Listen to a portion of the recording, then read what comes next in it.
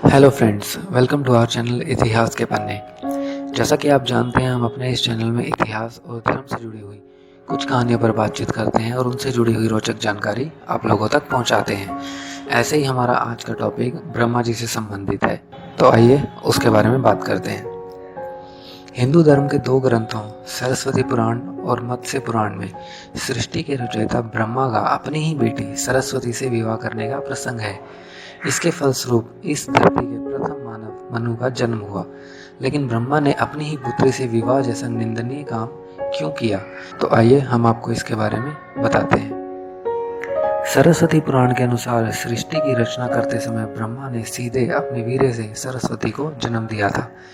इसीलिए ऐसा कहा जाता है कि सरस्वती की कोई मां नहीं, केवल पिता ब्रह्मा थे। सरस्वती को विद्या की देवी कहा जाता है, लेकिन विद्या की यह देवी बहुत खूबसूरत और आकर्षक थी कि स्वयं ब्रह्मा भी सरस्वती के आकर्षण से खुद को बचाकर नहीं रख पाए और उन्हें अपनी अर्धांगिनी बनाने का विचार करने लगे।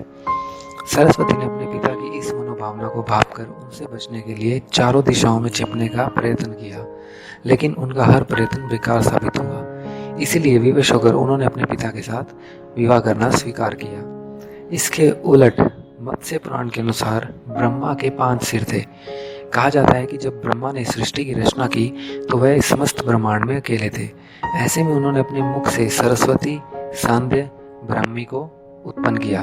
ब्रह्मा अपनी ही बनाई हुई रचना सरस्वती के प्रति आकर्षित होने लगे। ब्रह्मा की दृष्टि से बचने के लिए सरस्वती चारों दिशाओं में छिपती रही, लेकिन उनसे नहीं बच पाई। इसलिए सरस्वती आकाश में जाकर छिप गई, लेकिन अपने 5वें सिर से ब्रह्मा ने उन्हें आकाश में भी खोज लिया और उनसे सृष्टि की रचना में सहयोग करने का निवेदन किया।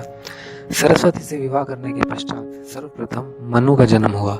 ब्रह्मा और सरस्वती की यह संतान मनु को पृथ्वी पर जन्म लेने वाला पहला मानव कहा जाता है। इसके अलावा मनु को वेदों, सनातन धर्म और संस्कृत समेत समस्त भाषाओं का जनक भी कहा जाता है।